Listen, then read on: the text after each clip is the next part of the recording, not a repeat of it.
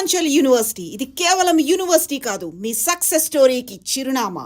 మీరు శరత్ బాబు గారు ఒక అది మనసు బంధం అని చెప్పచ్చా? మనసు బంధమే. నేను బాగా అనుకున్నాను, ఆయన కొంచెం అనుకుని వదిలేశారు. ఇప్పుడు ఆయన ఉన్నా కూడా చెప్పేదాన్నేమో, లేరు కాబట్టి ఇంకా ఫ్రాంక్గా చెప్తాను. ఆయనతోనే యాత్రలన్నీ చేశాను. మహానుభావుడు, దేవుడు నాకు ఒక గైడ్ని పంపించాడు అనుకున్నాను, లేకపోతే నేను అన్ని యాత్రలు చేసేదాన్ని. చాలా చాలా మంచి వ్యక్తి, అందులో ఏమీ సందేహం లేదు. ఒకరి రూపాయి తినరు, ఒకరికి పెట్టరు. ఆయన ఫ్యామిలీ వరకు ఆయన చూసుకుంటారు కానివ్వండి,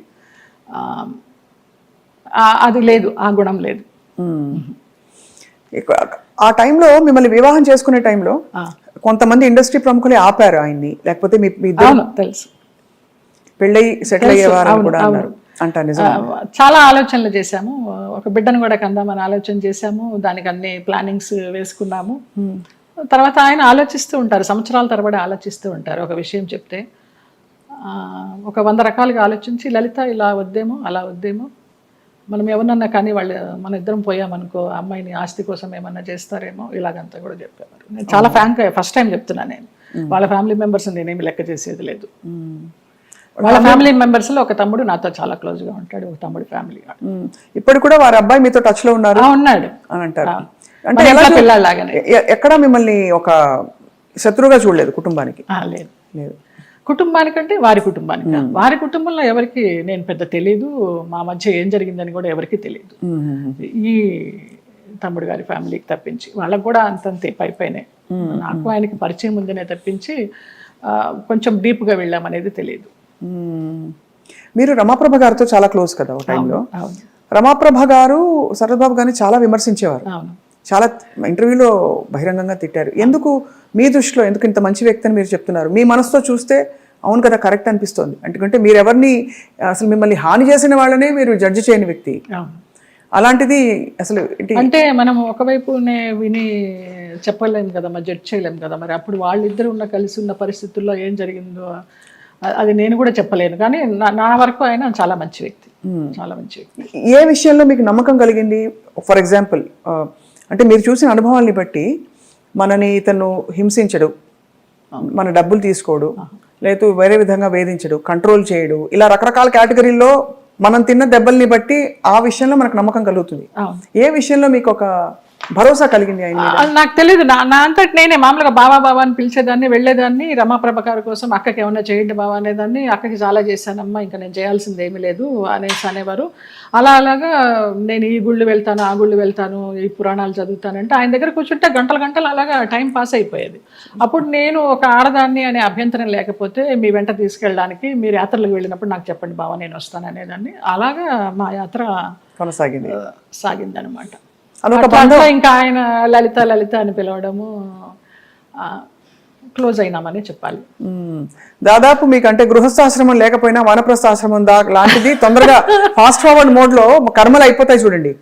ఇప్పుడు మనం అనుభవించడానికి వచ్చిన కర్మలు అయిపోవాలంటారు కదా, అలా మీకు ఏదో రాసి పెట్టినట్టు మీరు దాన్ని అటాచ్ అయ్యారు, మళ్ళీ డిటాచ్ అయిపోయారు. అవును, ఆయన ఒక విషయంలో బాధపడుతున్నప్పుడు చిట్టిబాబు గారు వాళ్ళే చెప్పారు, పోనీలే నీకు భగవంతుడు ఆయన్ని గైడ్ కింద పంపించాడు నువ్వు యాత్రలు చేయడానికి.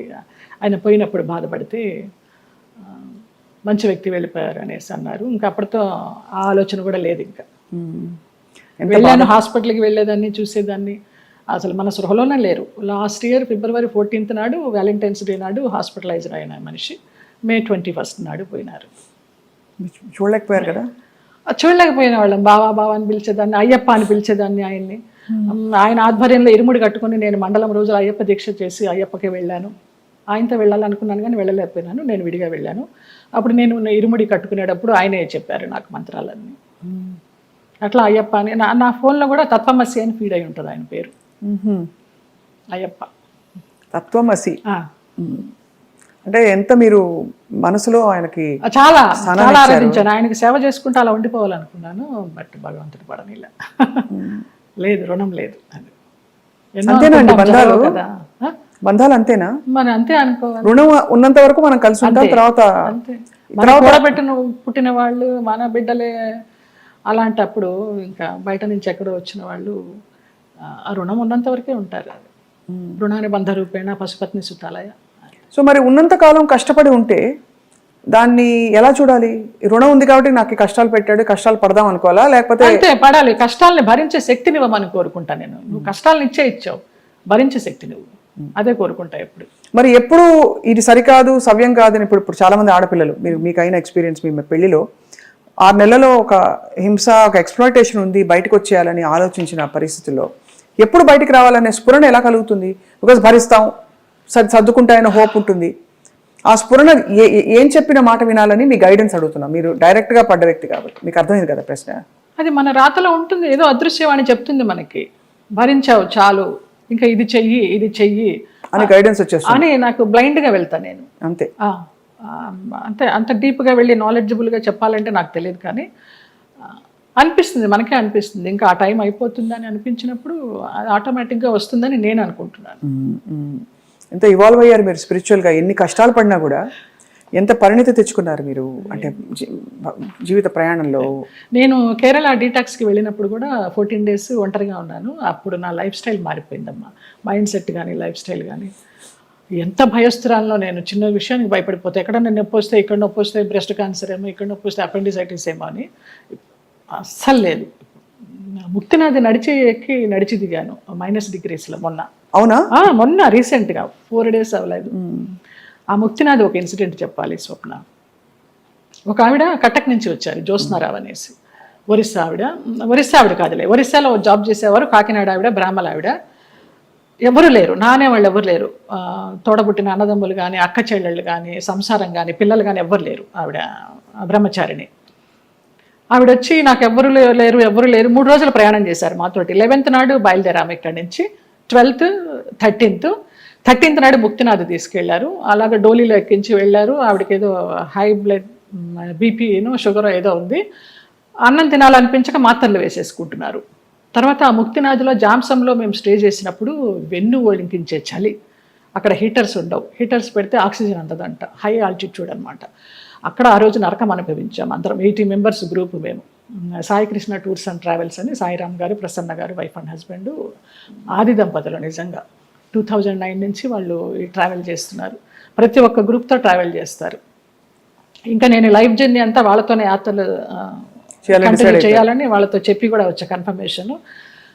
ఆవిడ ముక్తినాథ్ని దర్శించుకొని, సాయిరామ్ గారు మేము వెళ్ళే రోజు ముందర రోజు నైట్ హోటల్లో డిన్నర్కి గ్యాదర్ అయినప్పుడు చెప్తారు, అమ్మ ఇలా ఉంటుంది అక్కడ సిచ్యువేషను, స్నానాలు చేయకండి, 108 జలధారలు ఉంటాయి, స్నానాలు చేయకండి, -degrees ఉంటాయి, నెత్తి నీళ్లు చల్లుకుంటే చాలు, మనకి ముక్తినాథుడి దర్శనం కావాలి, మీరు ఆయన్ని చూడడం కాదు ముఖ్యం, ఆయన మిమ్మల్ని చూడడం ముఖ్యమని చాలా చక్కగా వివరించి ఆవిడని అడిగారు, అమ్మ మీ పరిస్థితి ఇలా ఉంది, వస్తారా, రాలేకపోతే రూమ్లో ఉండండి, భోజనం ఏర్పాట్లన్నీ చేసి మీకు ఒక మనిషిని పెట్టి నేను వెళ్తాను.